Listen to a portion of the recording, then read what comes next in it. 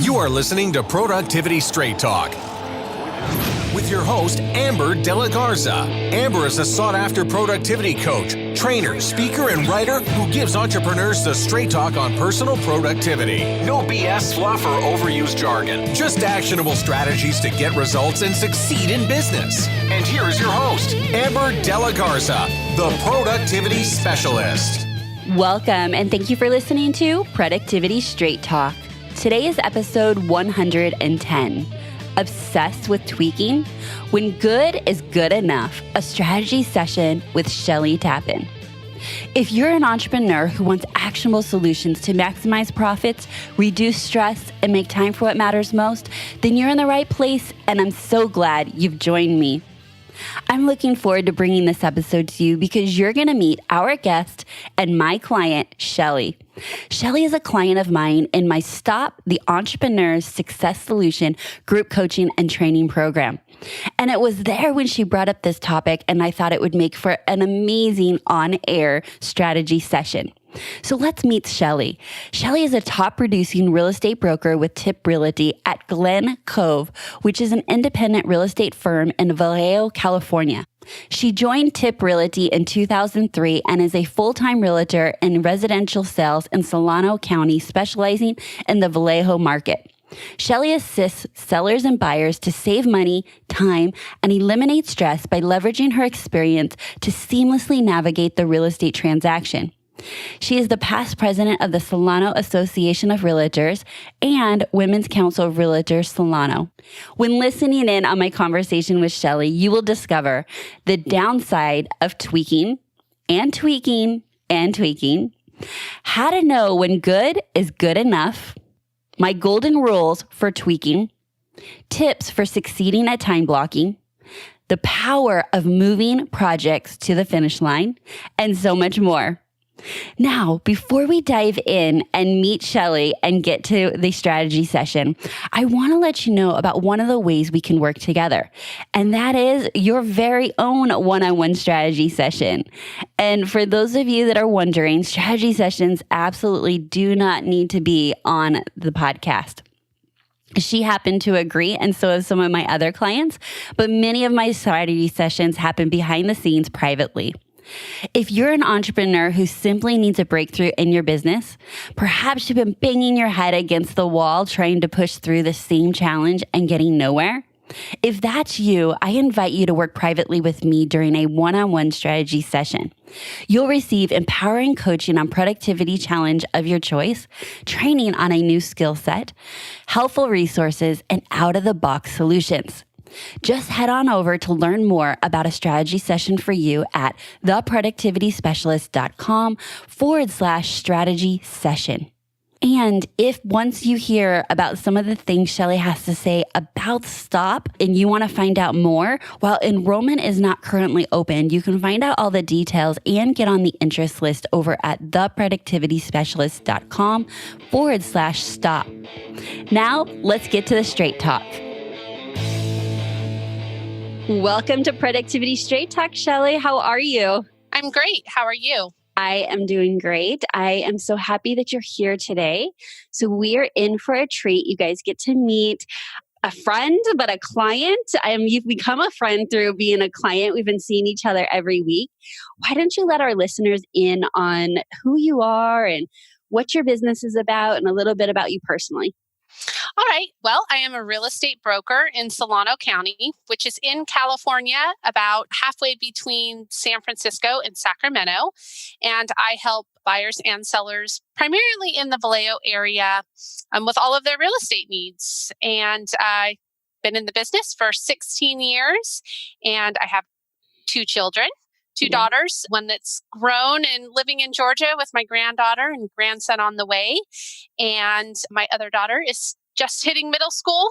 So that's been a bit challenging and all those different changes. But I love Vallejo. I love all the diversity it has to offer. And I love helping my clients here. Yes. We had the pleasure of meeting when I spoke at one of your local network events. Yeah? Yes. Great. So before we jump into today's strategy session, I thought we could just chat a little bit about, why you joined my group coaching and training program, Stop the Entrepreneur Success Solution. And if you would share with us a little bit about like your experiences and maybe some key results that you've gotten from, participating in the program. All right. Well, I think your program specifically interested me because myself being an entrepreneur and not coming from a business owner background, your coaching had a lot to offer as far as really just building the foundational steps and things that I had been missing. Even though I've been very successful in helping clients, there were some foundational things that I was missing that were not allowing me to be as productive as I could be. And also really just building a business that had all the right foundations in place to make it successful all the way around. Yeah.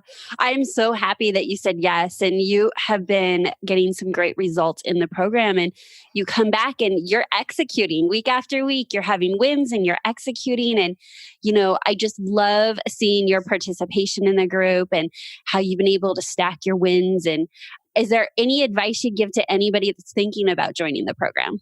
Don't wait. Do it yesterday. I wish I would have, encountered you many, many years ago. I just think it would have paved the way for an even stronger business now. And there's just some really key things that you really touch on that I know moving forward are going to be life-changing in my business and my personal life as well.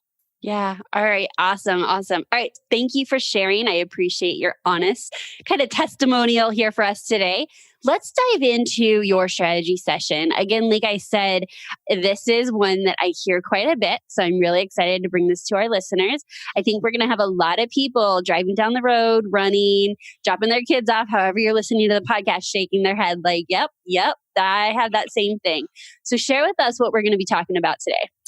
We will be talking about learning a system and tweaking it and tweaking it and tweaking it. Sometimes, that just is too much tweaking. Yes. Okay. So this came up because in the program, we learn new strategies, new skill sets. There's new things in your toolbox to use. And sometimes it's about going out and creating. So creating routines or creating your block schedule or creating a workflow. And it's based on the training, but is it ever done? And so the topic had come up as like, when is good enough? When do you stop tweaking?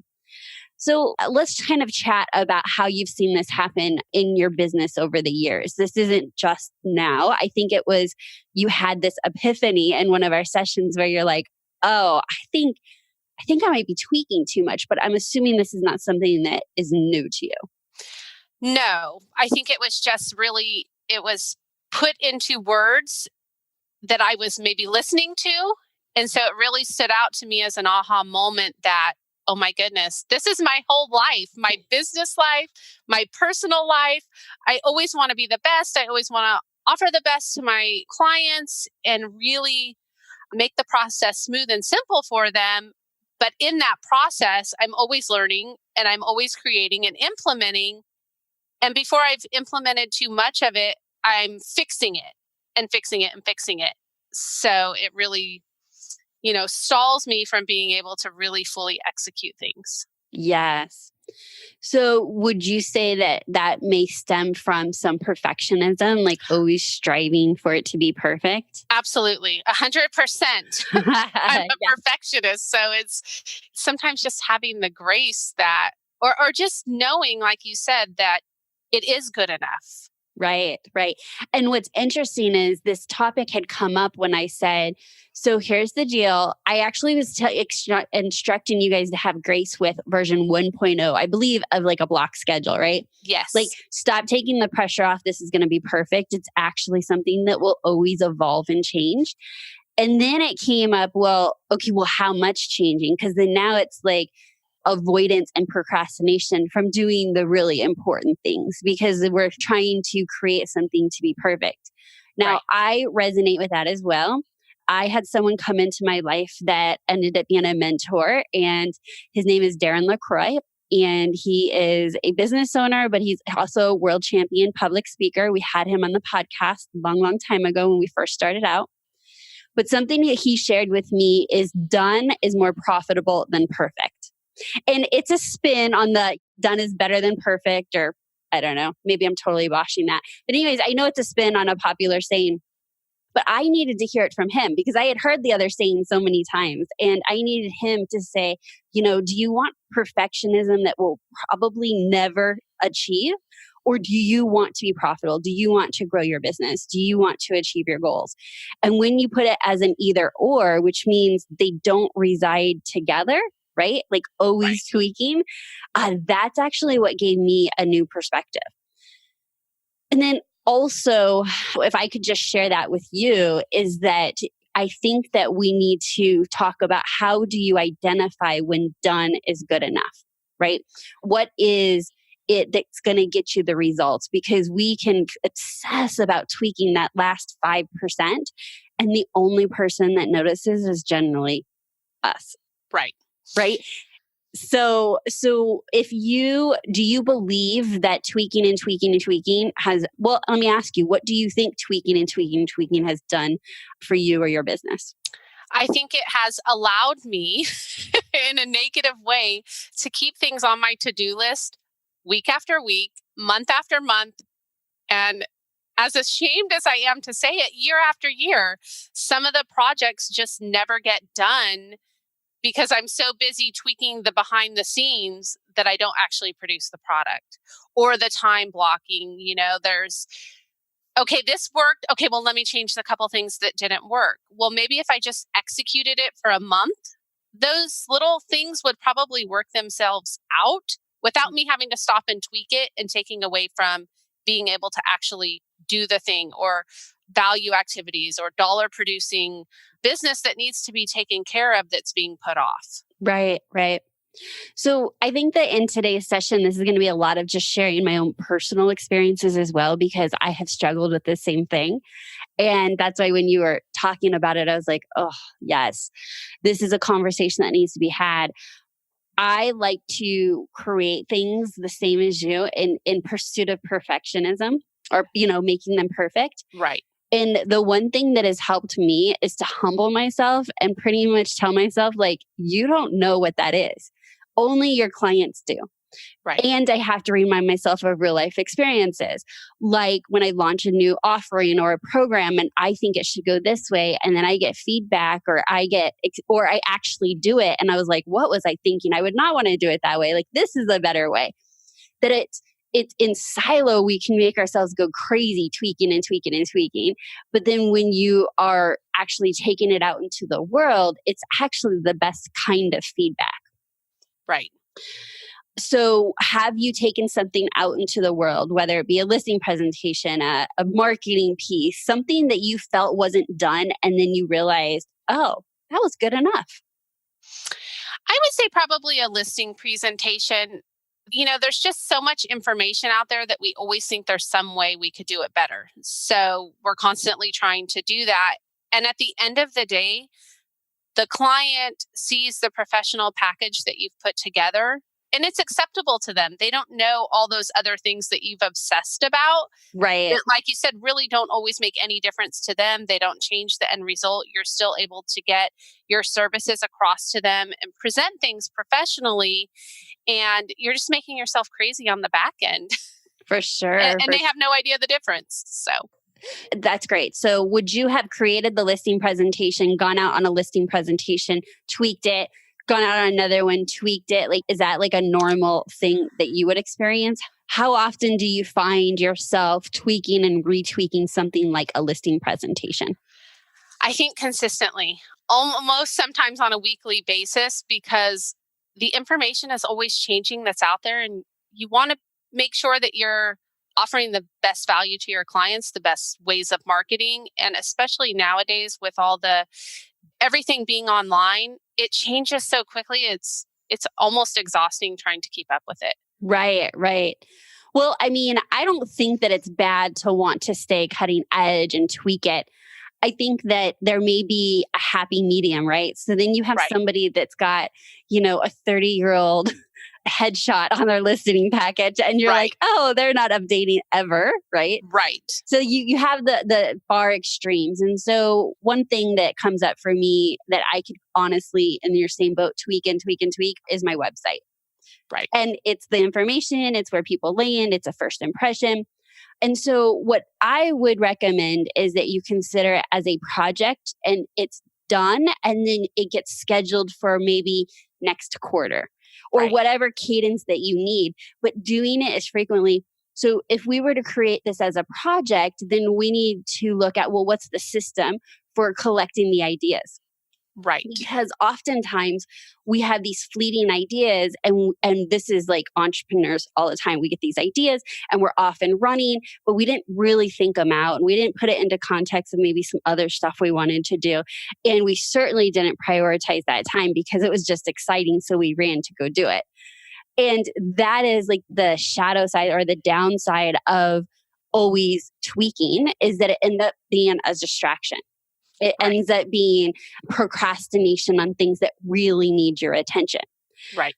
So I would love to kind of talk to you about where your tendencies are to tweak and retweak. And then maybe we can talk about, well, how frequently is tweaking good enough? And then what does that system look like to keep your ideas so that now when it shows up on your to-do list or project list, it's like, okay, I have these 10 things I want to update in the listing and out. And then now you're on to your next project, right? Right. I think that with like let's just say the time blocking, because that had been a goal for many years. I gathered all this information of everybody's opinion and their theory of how many hours you spend on each thing each week. And we went through that in the coaching and you really, explained it very well. And so after that, I started implementing things. Then I would change them and I would implement them. And, going through the week, I felt like, okay, great. I was time blocking technically, but in the conversation we had after the implementation, it was like, well, I didn't feel all that productive because I didn't actually get to some of the things that I needed to do because I was adjusting the schedule. And so some of it, I had to just get rid of everyone's opinion and all these forms that I had, these articles about how many hours for this and that, and just stick to the one that you had guided us through and get rid of, the other things. Yes. Okay. So this is actually piggybacking on another conversation we had in our session, which was content obesity, like consuming so much content about various things. And then for this example, it's like all the ways to time block, or in another example, all the ways your competitors or other people in the market are creating their listing packet. And so it becomes noisy, it becomes overwhelming.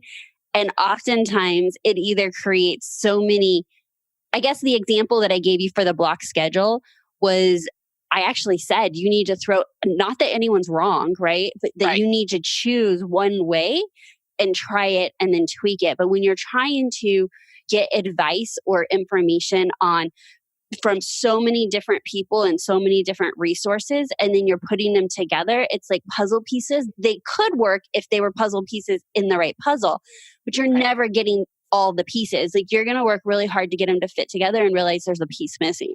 When you try to Frankenstein everyone's opinion about a different topic.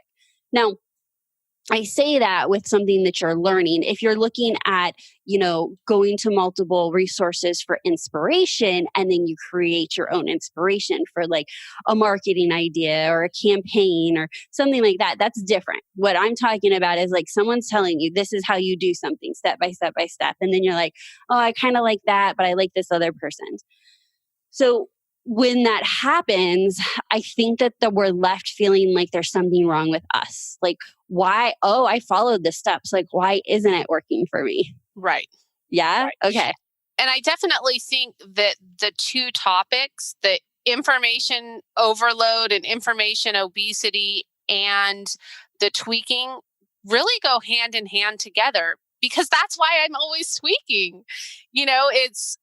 I'm getting inundated with information from really successful people or really bright people that I admire, or even if I don't know them, they're really hitting home on some very valid points, or they really have good examples of what the listing presentation is or how they market. And it just keeps me in that mind state of changing things over and over and over. And I'm never really just using the tools that I have that I already have. I already have all that knowledge. I just need to do it. Right, right. So yeah, you're right. We are talking about two different things that kind of often collide together because all that, consuming information is what inspires us to go tweak and change. This could be said for a sales process, a way that you manage your time, a way that you market yourself, your website, just fill in the blanks.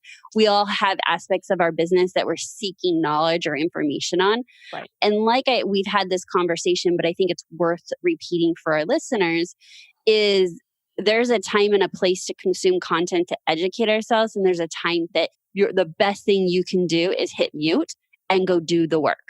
Right. And I know that was a big aha for you, but I also shared ways in which you can continue to learn. For those of us that love to feed and continue to learn, is to do it more in a just-in-time kind of situation where if the project that you've slated for this quarter, and maybe it's, 2 to 3 projects that you are going to get done this quarter for your business, consume content around that. Let's just say you wanted to start Facebook ads. Then I think you should be consuming specific content until you choose who you want to actually listen to, and then choose that one resource to then go do Facebook ads. Or if it's time for you to update your listing presentation, then at that time, reach out, research, listen to podcasts, whatever you're doing to get inspiration, but then determine when enough is enough and then just go take action. Right. And lastly, on that topic, I think that inevitably, if we're always trying to imitate somebody's way of doing something, it's always going to be tweaked. But if you can get inspiration from others and then make it your own, right? Then when it's done, Shelley, you're looking at your listing presentation. You're like, yeah, I was inspired and I had these ideas and this idea, but you're not trying to make it look like someone else is updating theirs already. You're like, no, this is my version and this is good for me until July when I'm going to relook at it. Right. Since that aha moment of the excessive tweaking, I have started organizing some things. If I had articles that had to do with a certain subject, I have put them away so that they could be pulled back out, like you said, for the time when that's to be focused on and it's on my schedule that way. And actually, at the end of the day, it's almost like a weight has been lifted off because I'm not thinking, oh my gosh, I didn't go through all those articles. They're just put where they need to go to be pulled out at the right time. So it just lifts a lot of stress off. Yeah, I think that we're going to be able to create a lot of space for you to focus because when we're looking at all the things that it takes to run our business, whatever those assets are, or processes and workflows and marketing, and the list can go on, that can get extremely overwhelming to think we have to tweak and tweak and tweak. Yes. Now, I know that you have an assistant that works with you, right? Yes. Okay, yeah. Virtual assistant. Okay, good. Well, she's helping you with some of your marketing efforts and such. Right. I'm guessing this is showing up in all areas, and I'm going to give you the advice that I use myself. So I love to tweak and tweak and tweak too. And I have empowered my assistant to say, Amber, it's good enough. Let's move on. Right. Or some variation of that. Like I gave her a couple phrases and I'm laughing because she's going to listen to this episode, but she knows we've had this conversation. I'm like, oh my gosh, I'm doing it again. And then at some point I was like, you know what? Here's the signs of me procrastinating or just mulling something over to its death, right? Fix, repeat, edit. When you see me doing this, can you gently remind me that I'm doing it? And the reason that I asked her to do that is while you're aware of you doing this now, I think you've gone a lot of years not knowing that tweaking was actually, that you were maybe even doing it or that it was negatively affecting you. Right. I would say not knowing that it's negatively affecting you because naturally you think, I'm gaining perspective, I'm gaining information, I'm doing better, but you're really not actually doing better. You're not doing. Yes. So you know where I think that your aha may have come from is connecting the dots of how adamant I am about what the definition of productivity is. Right. And when we feel busy and we feel good because we're learning something and, we're always moving and all of those types of things, but it's not producing revenue.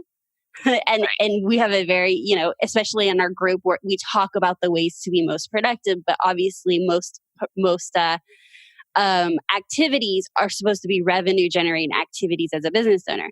And so now when we filter through tweaking and retweaking a listing presentation, it's harder to draw those lines to, is that really the best use of my time to generate revenue?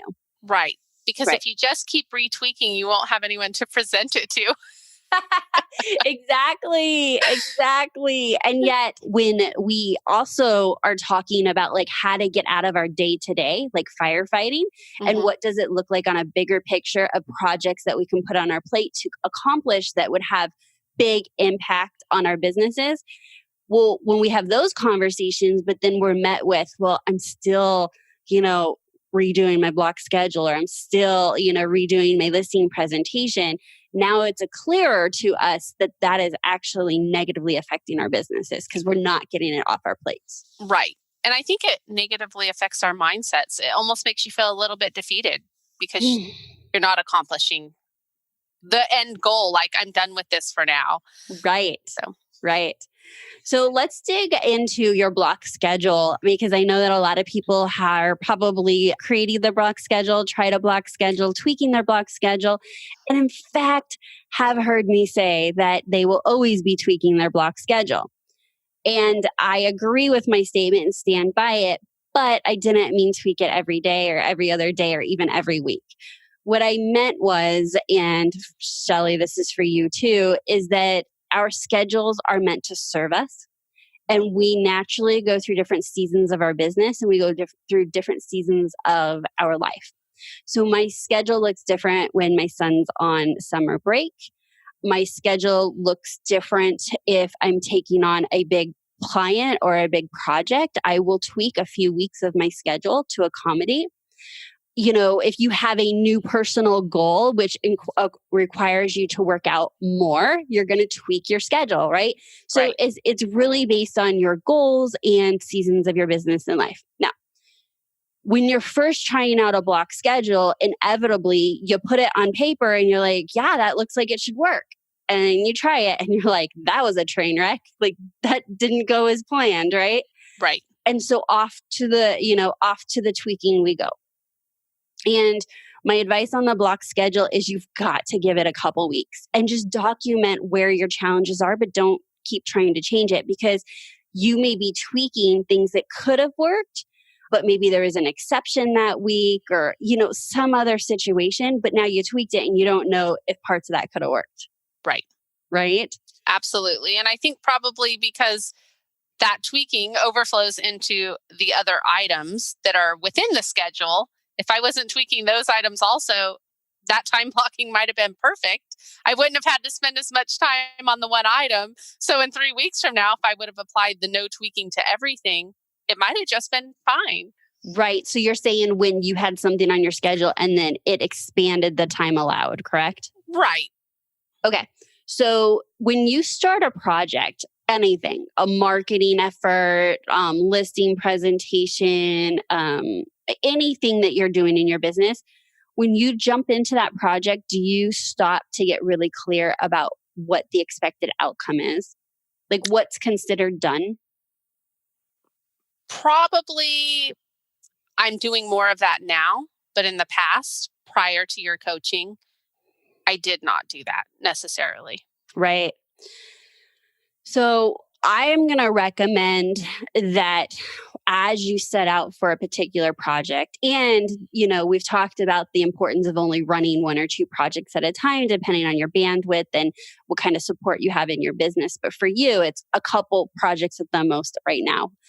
And so you're prioritizing the projects, you focus on them, you're getting that time on your schedule.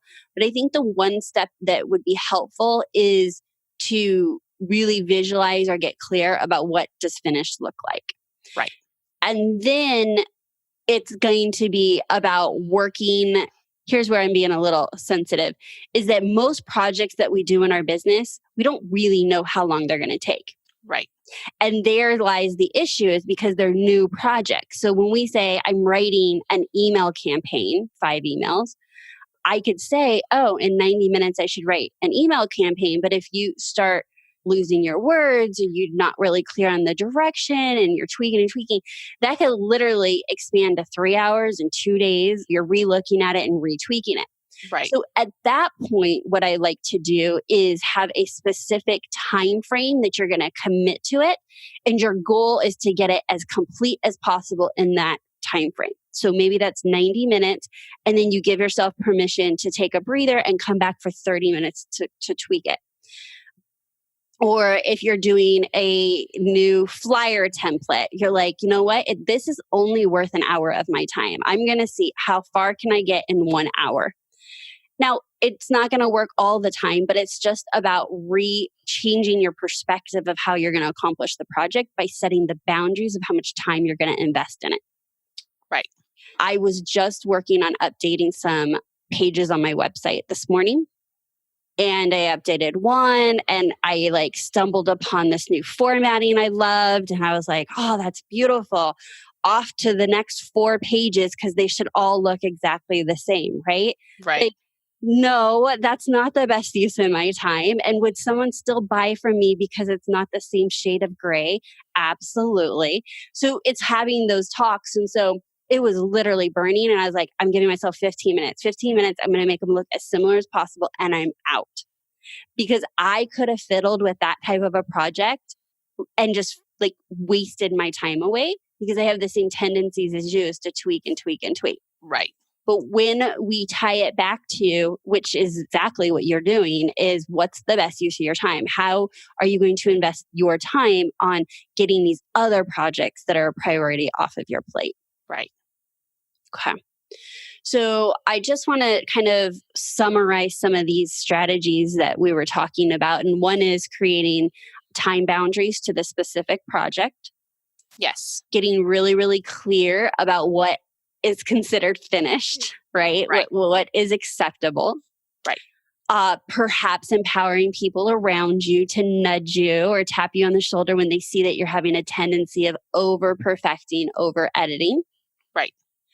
The other strategy that I shared with you was that while we think we know what is best and what looks good, the best determination is, did it work? Did it get the listing? Right. Did you close the deal? Did you get the additional client? Because at the end of the day, everything we're working on are just tools and assets we're using to do something, which is generate revenue, right? Right. So if you are going on listing appointments and you're getting them and getting them and getting them, I would say you need to push tweaking the listing presentation edits down the road, because there's something else you could probably be doing to bring in business. Right. However, as the market changes, as you said, right? And if you start seeing you're losing a listing because you're not doing XYZ on social media, and then you're losing another listing because maybe you don't know why, and you're like, my closing rates just aren't the same, then immediately that gets bumped to the top. You relook at your marketing strategy, you relook at your listing presentation, but you've got to wait and get feedback that there's something broken before you try to fix it. Right. And I think that definitely is a key statement. Okay, good.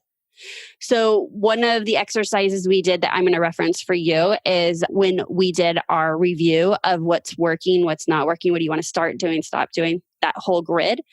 Right. Every quarter when you're doing that grid that we talked about in our coaching, that's the type of information you're looking for. Are my closing rates the same? Am I getting the same amount of referrals? Am I getting the same amount of leads? Those are key performance indicators.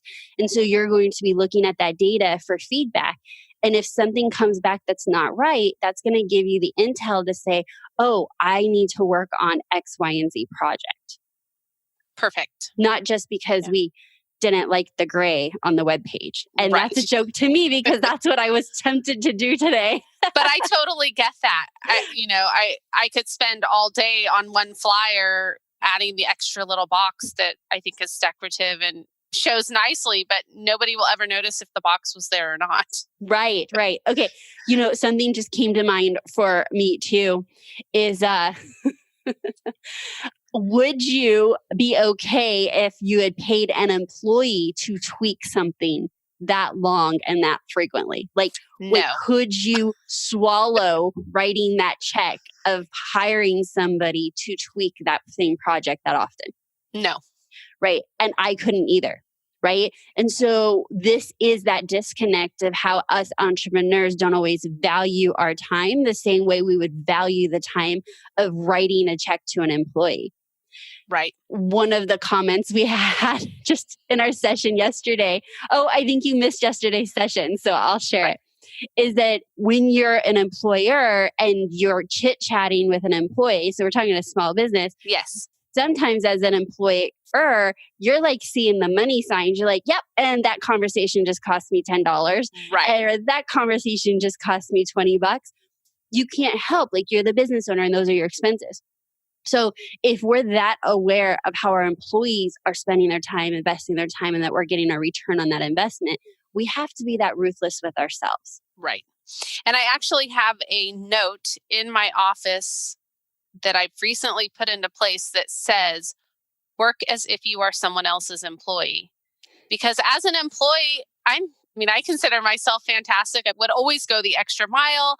I'd always want to produce all these things and get all this stuff done. And it was great. So as you've pointed out before, we often procrastinate with ourselves, and we allow ourselves to do that because we're negotiating with us. There's not somebody, that's questioning us. So it's just, a reminder to work as if you are the employee, not as if you are the boss. Yes. I mean, that's common. So one of the things I'm always having conversations with clients is, so do you start your day at the same time every day? And often it's no, right? Right. Or anytime something needs to happen in the family, you're the first one to cut out and take a day or a half a day or this or that. And yet, if you were an employee, you would stick to those boundaries. You would show up on time, you would leave on time, you would limit the amount of distractions from family or your sick days. One of the ones that really hits home for me is, when you don't feel like doing the thing. Well, we didn't have that luxury as employees to just blow off hours because we didn't feel like doing the thing. You do the thing because you're getting paid. Right. And so what would it take to flip that perspective and treat yourself as your number one employee, your best employee, and act that way? Right. Right. I think, the thing that causes us to flip the switch is really just like a pain point. You're not generating the revenue. You're not coming home at the end of the day feeling like you've accomplished anything. Or when your family asks you, what'd you get done today? And you're like, well, I worked all day. I know I was doing stuff. I know I was really busy, but I don't really have any idea what I was doing. I think really just coming back to that pain point that no change is no change, as you say. That's right. No change, no change. So once you've identified those types of pain points, what are you willing to do differently? And oftentimes the pain points are there because you created them, right? Like we've talked a lot about this. When you feel busy and wore out at the end of the day and nothing to show for it, there's nobody else to blame but yourself. Like you are completely in control of the decisions you made, how you made yourself accessible, what you said yes or no to.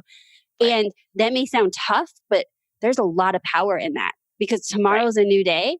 And if you kept saying that it was for some other reason that you weren't being productive or getting your most important work done, that'll never change because you can't change anyone else. Right. And I think, in those times, it's when you really get real with yourself and want to see the change. And sometimes, even if you don't know how to see the change, that's when you hire a great coach like you. Oh, you're so sweet. I didn't even tell her to say that, you guys. That's really just real talk. It's a lot of times you don't know what you don't know. And even though everything's going great and you're successful, there are still some things that you could be lacking, some skills, and really just having, in our case, a group coaching session has really been pivotal. aside from learning from you, sometimes other people say things that would not have been a question I would have thought to ask. But in some of those other statements that people have made, those have been some of the aha moments. And it's just been really great to have a coach and be able to learn from them and know that moving forward, things are just going to really take off. And, like I said, it should have been something that was done a long time ago, but it's the fear of, oh, well, now I'm going to spend this money. And is it the best thing to do? Maybe I should be working. Maybe I should be doing that. But it really just takes things to a different level. Yeah, thank you so much. I would like to, echo that and just in my own experience of growing my business.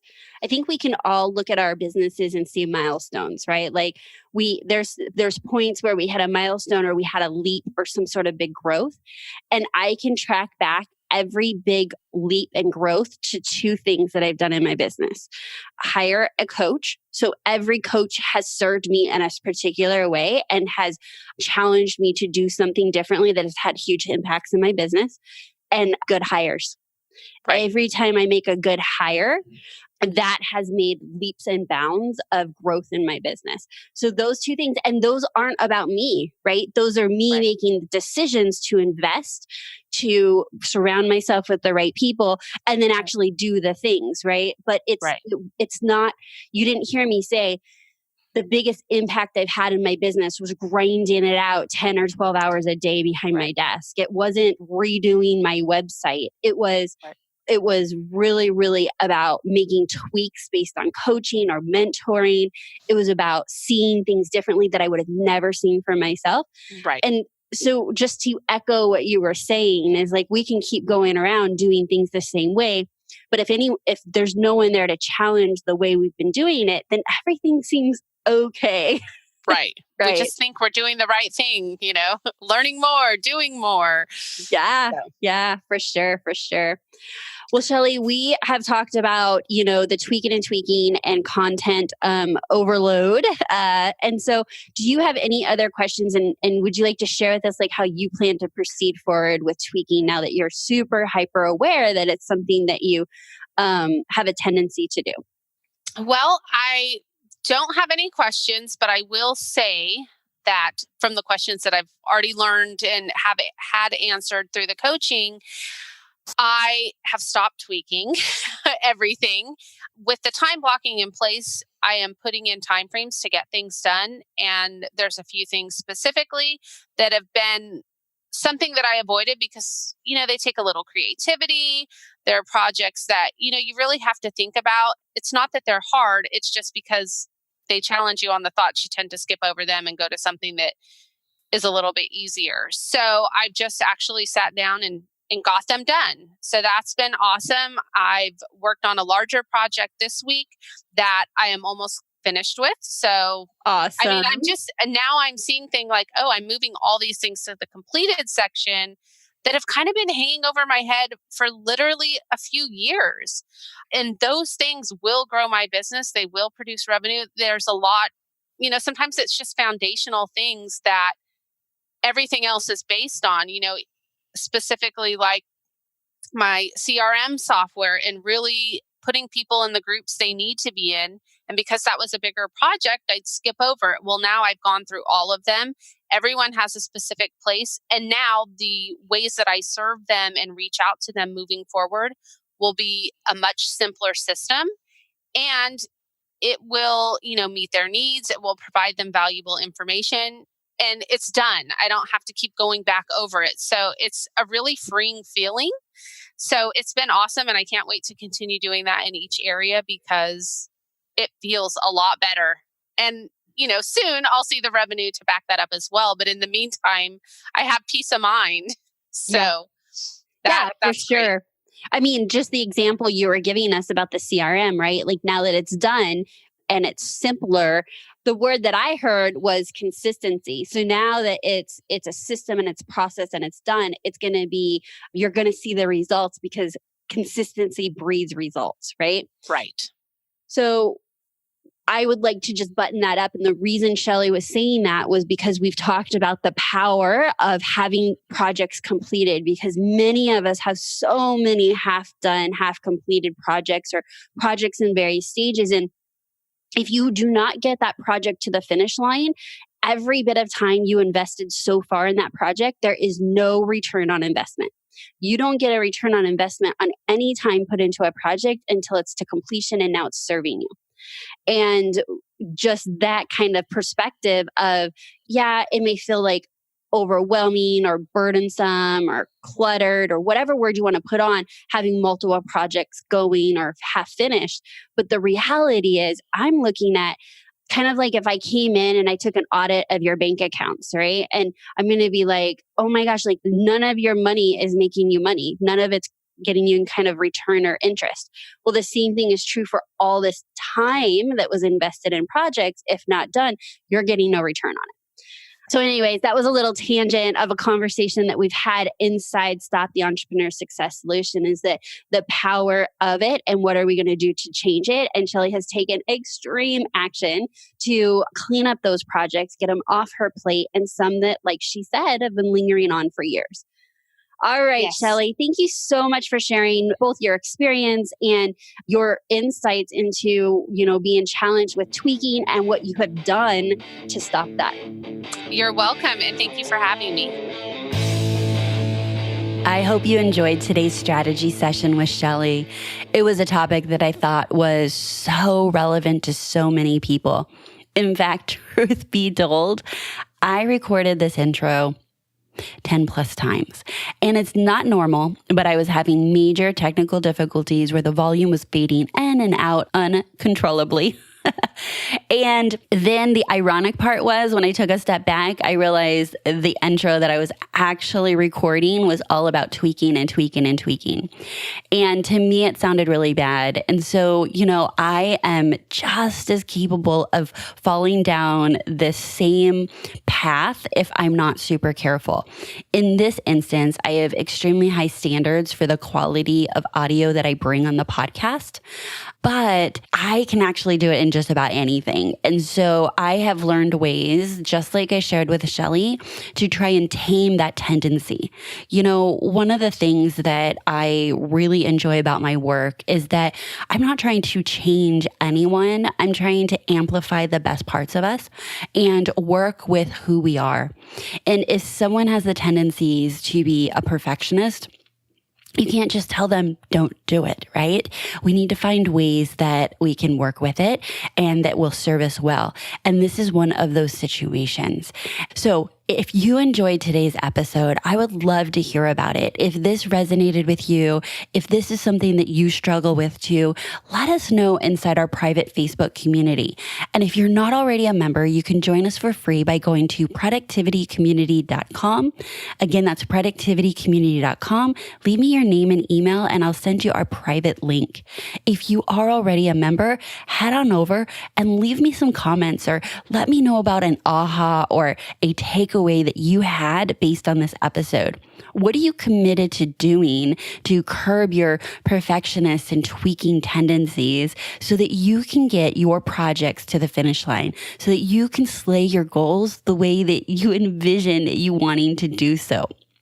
I have loved having you listen to this episode of Productivity Straight Talk, but I need to be straight with you. No change, no change. Without taking action, nothing will change for you or your business. So based on what you learned, what will you take action on today?